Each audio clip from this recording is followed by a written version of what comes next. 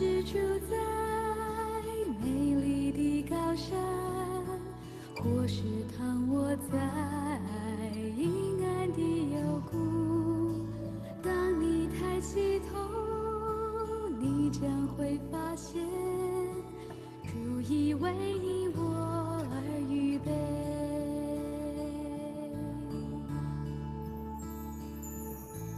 无论是住在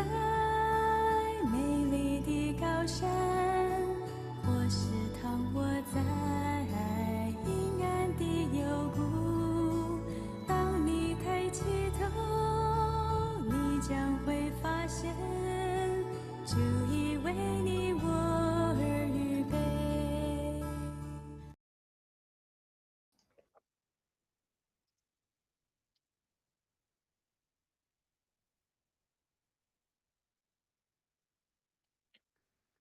各位弟兄姐妹，大家早安！我们要进入撒母耳记第37天的共读。今天早上要请德恩执事来带领我们大家做开始的祷告。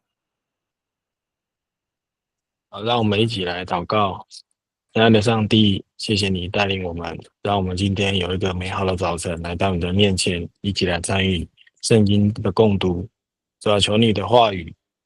时常带领我们面对我们生活上的一切挑战。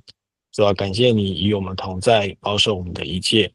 我们将迦南教会所有的弟兄姐妹放在你的面前，求主来带领我们，保守我们。我们这样开始祷告会圣经共读之前，这样祷告是奉主耶稣基督的圣名求，阿们。阿们。谢谢。我们昨天从撒母耳记下的第4章看见这个扫罗王他的儿子就是在伊施波设听到押尼珥死在希伯伦的时候呢，那非常的惊慌，手也发软，但无计可施。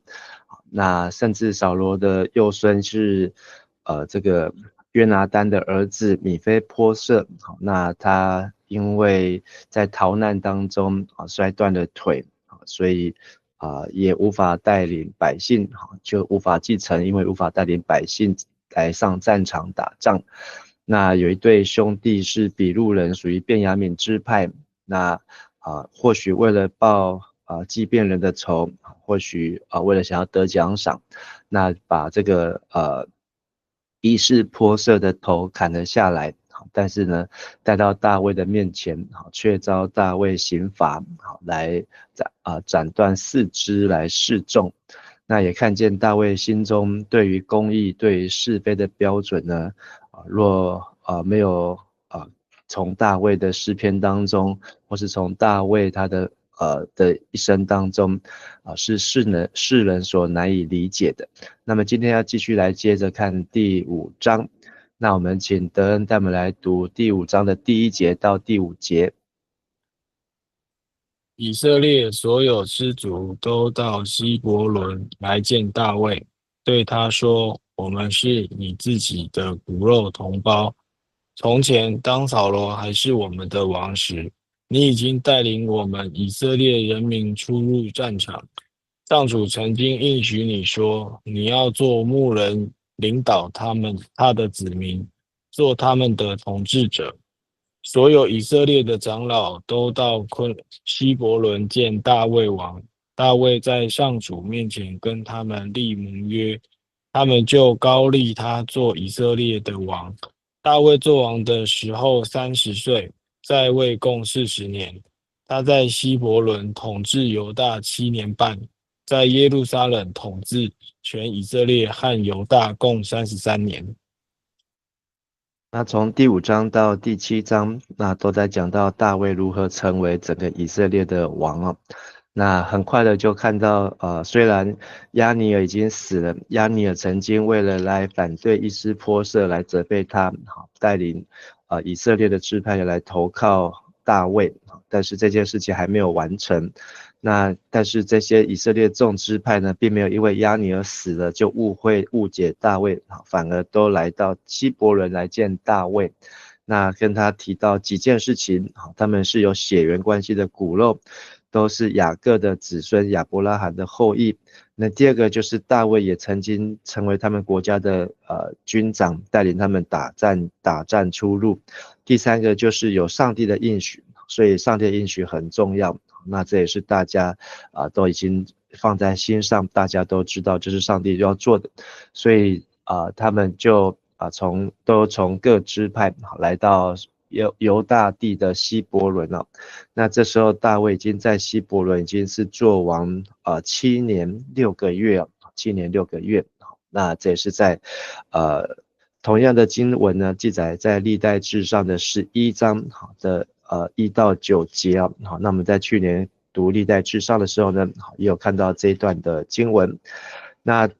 所以所有以色列长老就在希伯伦来见大卫，所以大卫就在希伯伦第3次被高做王啊。第一次是撒母耳，第二次呢是在希伯伦，第3次呢是所有以色列的长老。好，那大卫就跟他们立约，所以大卫呢是30岁就做这个犹大的王。好，那到37岁半的时候呢，接近38岁呢，做整个以色列的王。好，那在这里也提到他做以色列的王是在耶路撒冷来统治，但事实上耶路撒冷要成为这个以色列的首都王朝并不容易啊，但是是从大卫开始。那我们再请从这个历史图表当中我们可以看见大卫他统治的时期是从主前1010到970，所以他做王40年，是从主前的1010年。那可以看到大卫他出生的时间呢，大约在主前的1040。好，那因为他是30岁做王，所以在1010。好，那从他出生到做王这30年的当中呢，有被撒母耳膏，这在十几岁的时期，然后还有扫罗的情诗，然后杀了歌利亚。好，那这当中呢，还有经历曾跟约拿单成为最好的朋友，然后也娶了扫罗妻子。那逃亡的时期呢，大约是在1016到1010好，那这是被扫罗所追杀的时期。那在希伯伦呢，是从1010到1003，好，那就是大约7年半的时间。那后来在耶路撒冷时期，就是从1003主前到主前的970了。好，那在耶路撒冷的时期呢，好，也可以看到他一生呢最巅峰就是接下来会读到的迎接约柜，还有要盖圣殿，然后他征服了4境，国势极为强盛。好，但是犯的最大的罪就是拔示巴杀了乌利亚，那还有他的这个女儿他玛被玷污，以至于押沙龙叛变，所以造成他一生的遗憾好，那这都是在后续我们读撒母耳记下会继续读到的。好，那接着再请德恩带我们来读第6节到第9节。大卫王跟他的部队准备要攻打耶路撒冷，当地的耶布斯人认为大卫不可能征服这城，就对大卫说：“你永远进不了这城，就连盲人和跛子也能击退你。”但大卫却攻取了他们的锡安堡垒，那就是后来人人熟悉的大卫城。那天，大卫对他的部下说：“谁跟我一样恨恶耶布斯人，要打垮他们，就得从这水道上去，攻打那些盲人和跛子。”因此，有这样一句俗话说：“盲人和跛子不能进上主的殿宇。”攻取堡垒以后，大卫就住进去，并且给他起名为大卫城。大卫在这堡垒周围筑城，从山的东边那块地开始建造。那大卫他要做以色列的王那他要来占领这个耶路撒冷。那因为他治理整个以色列，但是整个迦南地，但是呢，耶路撒冷当时是耶布斯人的地盘那耶布斯人呢，可以回到创世纪的第10章还有15章，好，那知道他就是挪亚3个儿子，闪、含、雅弗，好，那是含的孙，就是迦南，好，迦南的第3个儿子，所以他其实跟这个以色列人闪族呢，好虽然是同一个都是这个挪亚的后代啊，但是呢，他却是属于含族。好，那耶布斯人呢，很早就来占领了这个耶路撒冷的地区啊，甚至在埃及的文献当中，都已经耶布斯人都在此活动。好，那这个耶布斯所占领的这个耶布斯城，就是后来的耶路撒冷城呢，它是一个天然的屏障，好，有然后有山包围，然后有溪阻隔，那甚至呢，它是一个易守难攻的天险之地，甚至呢，它还有一个基训泉，好，那今天会看到，那在这基训泉呢，可以供应城内的水，好，所以在战争没有缺水的时候呢，好，都可以在里面维持一段时间，好像西西家王。那在主前3000年前呢，好，就是在非常早埃及的时期呢，都已经有人在这里定居。那到大卫才把它攻打下来，所以从创世纪可以看到，还有民数记也看到耶布斯人，还有约书亚记、士师记。那到今天的撒母耳记下第5章，同时也记载在历代志上的11章呢，那都提到了耶布斯人和耶布斯城。但是耶布斯人他们已经在这边长期占领了，那从挪亚的后代含就来到这个地方，那到大卫来到这个地方，所以这段时间呢，他们已经在这里定居非常的久啊，所以他们这么长的时间呢，都没有人能够来占领这个地方，所以真的是一个超级天然屏障。但是也因为这样，他们就嘲笑大卫，说住在耶布斯的盲人跟住在耶布斯的跛脚的人，都可以轻松的打败大卫啊，因为他们都熟悉这个地形，就算看不见跑不快，但是当敌人来犯的时候呢，他们都能够全身而退。好，那但是呢，在这里呢，是撒母耳记下没有记载，但如果我们读了历代志上的11章，好，那就可以看到在攻打这个地方后来被叫做锡安了。好，那在攻打锡安的时候呢，那大卫就有说，谁攻打耶布斯人，这个我们要来继续往下读啊。好，那我们请德恩带我们来读对，已经读完。好，那在这个第6节的第8节的地方，大卫对部下说，谁攻打耶布斯人，从这水道就是基训泉了。好，那在历代志说，谁就必做领袖和做元帅啊。所以在撒母耳记下没有提到，但是历代志上有提到。所以后来是洗鲁雅，就是大卫姐姐的儿子约押就先上去，那他也成了整个以色列的元帅啊。那这也是顺带一提。好，所以耶路撒冷呢，后来他就成为这个大卫的国都首都。好，那也成为到如今到现在一个非常重要的一个不仅仅是一个城也被叫做锡安的堡垒啊。好，那也叫做大卫城啊。好，因为在第9节大卫把那地方叫大卫城。那其实原来耶布斯城呢，像是一个脚印，是一个狭长的一个的地形哦。那因为是按照这个山盖在山上的城，那在所罗门王即位之后从大卫到所罗门一直到现在，那耶路撒冷呢都一直是一个非常重要的兵家必争之地啊。但是它最辉煌的时期呢，可以说是从大卫迎接约柜的时候，那但是到所罗门，那一直到后来所罗门王国分裂呢，耶路撒冷就遭受历史上成为一个饱受战争、饱受蹂躏、饱受争议，一直到今天的一个地方就并不像是之前耶布斯人在这里占领能够这么久的时间。好，那再请德恩带我们来读第10到15节。大卫一天比一天强盛，因为上主万军的统帅上帝与他同在。泰尔的西兰王派遣了一队贸易代表团到大卫那里，送给大卫香柏木，又带来木匠和石匠要替他建造宫殿。于是大卫知道上主已坚立他为以色列的王，并且因着自己的子民，使他的王国兴盛。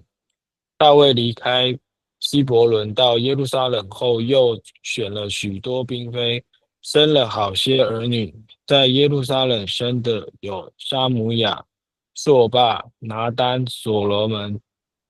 义侠、以利舒雅、米斐、亚菲亚、以利沙玛、以利亚大、以利法列。那当大卫他被高为王，又占领了最难占领的这个耶布斯城，成为耶路撒冷，他又叫做锡安堡垒，又叫做大卫城。那他呢，等于是让这个他自己的王位，还有他自己的权位，还有他自己的这个所存在所居住的地方的地位都能够越来越坚固。那他这件事情呢，也被邻国的王，就是推罗王，那现在中文译本直接翻成泰尔，因为推罗泰尔是同一个地方，叫做西兰。那他就派了这个使者来把这个推罗出产的香柏木，其实并不是推罗出产了，而是因为这些香柏木呢都是要从这个黑门山上砍下来，然后送到海边来运送，那所以推罗在这地方呢也有很多的成为一个很重要的港口所以有很多的这些物资。好，那推罗城呢，也是一样，跟这个耶布斯城一样，都是在主前几乎快要3000年前，就已经建造在那地方啊。好，那推罗城呢，早期是腓尼基的王国，那后来也在这个旧约到新约当中都一直是出现在圣经当中。那推罗王西兰呢，西兰的名字呢叫做尊贵的，尊贵的。那他也是大卫的好朋友，甚至西兰也跟所罗门也建立很好的关系，那他都一直维持这样的关系。所以刚才讲到香柏木呢，是来自山上。那它的树龄呢，可以高达3000年那也可以高达将近40公尺，但是这样的树呢，是很适合古代用来建筑。那这些树呢，也成为大卫他建造宫殿，以及后来他要建造圣殿所选用的最好的上好的材料。好，那大卫从希伯伦又北上来到了耶路撒冷，那他不仅北上还爬山上去那他在这里呢又娶了更多的妻子，又生了更多的儿女那他在希伯伦做王的时候，光儿子就有6个。好，那来到这里呢，这一段的记载在历代志上14章也有记载，虽然里面名字呢有几个人的名字是有一点点不同，但是大同小异那这些名字呢都有它的意义，比如说叫做有圣名的就是很出名，叛逆的赐予者平安所罗门意思就是平安。那耶和华拣选，我的神是财富，神是拯救。有幼猪照耀，我的神已经听到，神知道，神是拯救。好，那很特别的就是呢，大部分的儿子都是对照一个妈妈。好，那像押沙龙的母亲玛迦，好，那还有另外一个妹妹。好，那不晓得有没有其他兄弟，但是在基本上看起来几乎是每个儿子都是因为大卫的继承人好，所以这个名字应该都是很确定的。好，那但是唯有这个拔示巴，好，那他就生了4个儿子。好，其实我们都会少算这个第一个儿子好，那这个不具名的儿子就是出生没有多久，好，那就被上帝所咒诅而死。所以大卫呢，这样加下来就有19加1至少有20个儿子。好，那还特别提到其中有一个女儿是他玛，或是塔玛。好，那这也是大卫来到了耶路撒冷。好，那他的不仅是他的国事，连他的家事，连他个人的家庭呢，都日渐强盛上帝不断的与他同在。那接着再请德恩带我们来读17到21节。非利士人听到大卫已经被立为以色列王，就整军出发，寻索大卫。大卫知道了，就下到堡垒去。非利士人来到利伐因谷，占据了那地方。大卫求问上主：我该上去攻打非利士人吗？你会使我战胜吗？上主回答：你上去，我一定使你战胜非利士人。于是大卫到巴利比菲辛去，在那里打败了非利士人。他说：上主冲向我的仇敌，如洪水冲破堤防。因此那地方叫巴利比拉辛。非利士人逃命的时候，把偶像丢在那里。大卫和他的部属就把他们带走。那当大卫王位越来越稳固，好，那但是呢，对四周围的这些不是友好关系的国家就越来越紧张，好，那特别是非利士人，好，虽然大卫也曾经投靠在非利士的阵营当中，但是这些非利士人还是惧怕这个大卫是杀死万万哦，甚至也曾经杀死他们的巨人歌利亚，所以他们就要来攻打大卫，甚至要大卫的命。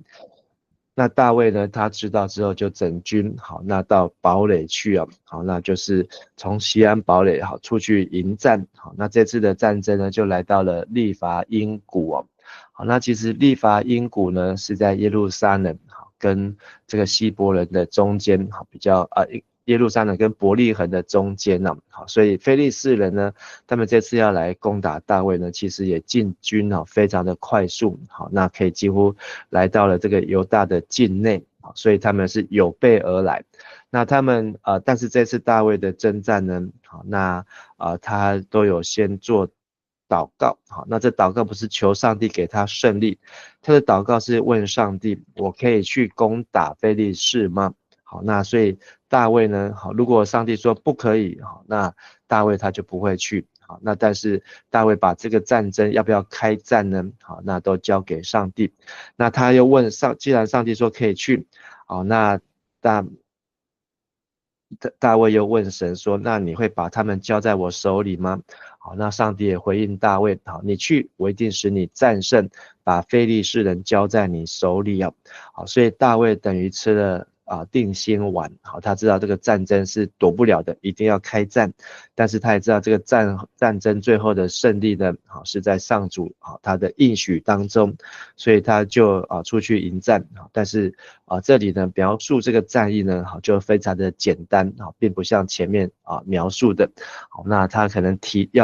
重点只有放到大卫的，好，他已经跟越来越成熟老练，好，那透过祷告，好，把每个战争呢，好，都来交给上主。那就在巴利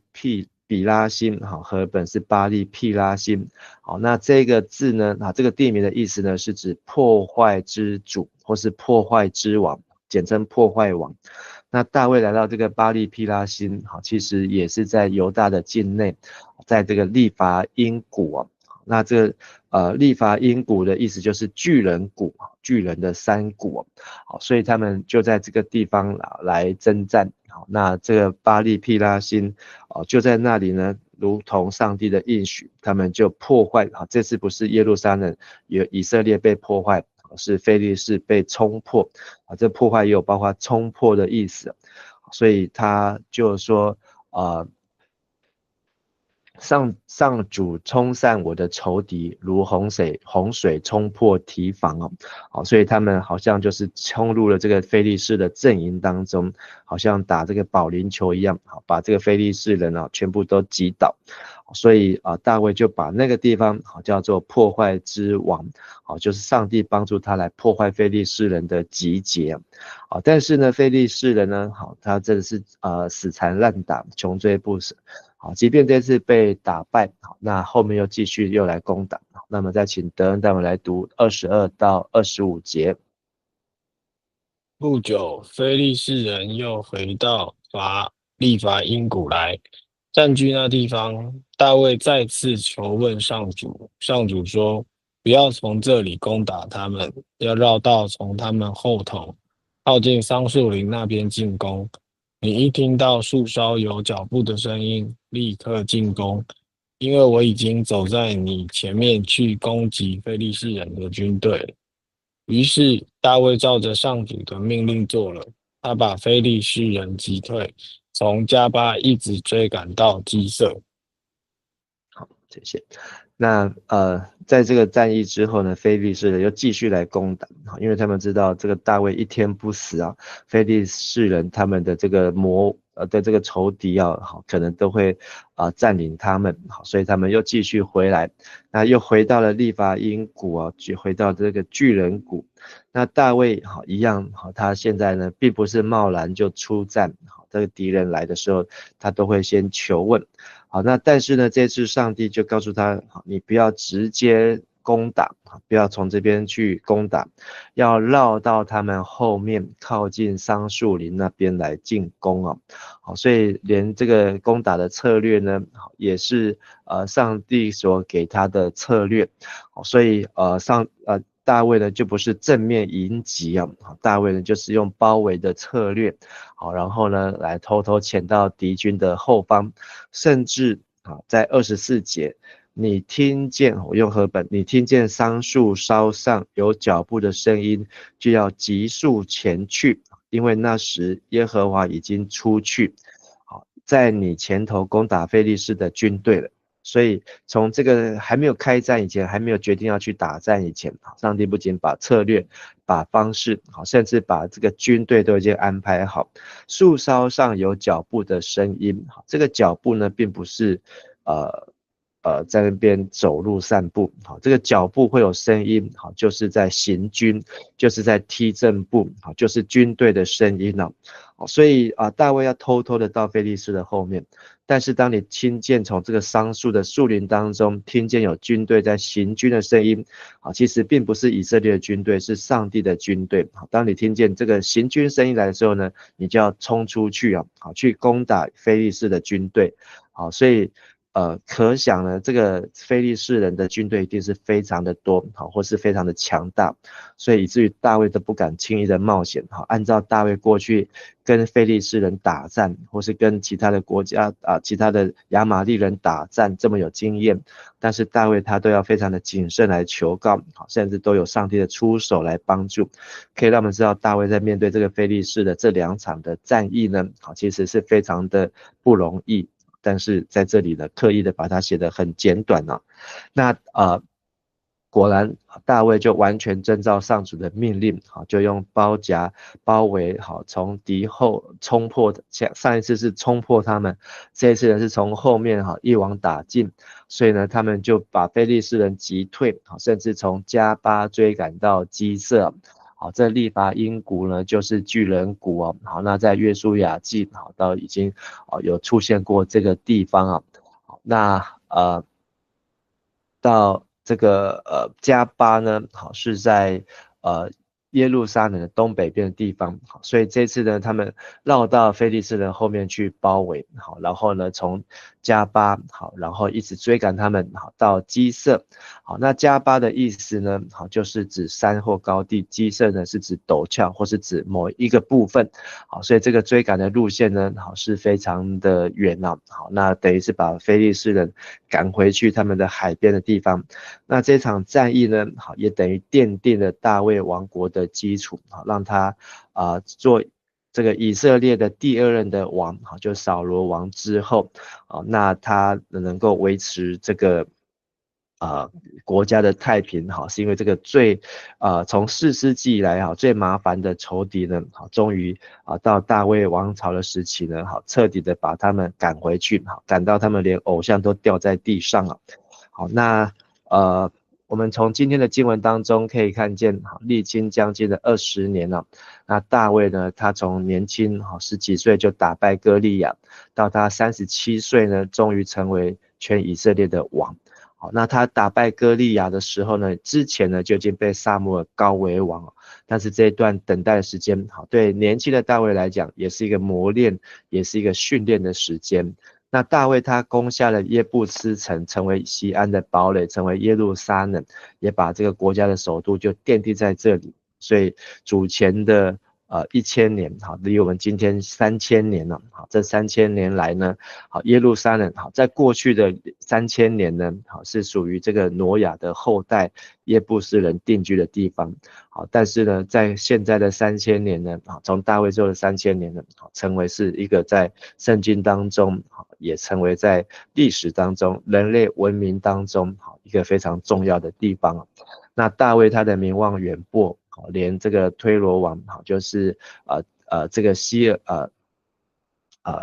这个西兰王，好，那他也来派和平的使者，好，带来许多的礼物，好，来支持。那大卫面对敌国，好，非利士人，他非常的谨慎求告，好，那他完全是凭信心不凭眼见的，好，甚至在祷告当中，在打战当中，都要用耳朵来听，好，听见树梢上有脚步的声音，好，就要出去来攻打。好，我们一起来祷告。亲爱的父神，我们向你献上感谢，让我们在经文当中、历史当中，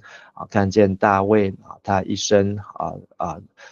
来顺从，以至于上帝你也按着应许带领他能够来成为整个国家的领袖。主啊，也求你让我们学习明白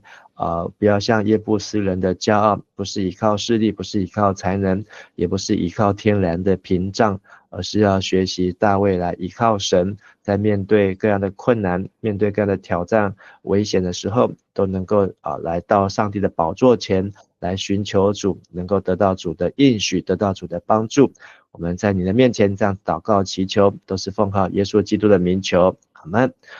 谢谢德恩，谢谢大家，大家平安。谢谢牧师，谢谢牧师，谢谢，谢谢平安，谢谢牧师，谢谢平安，平安。平安。虽然小雨洒在脸上，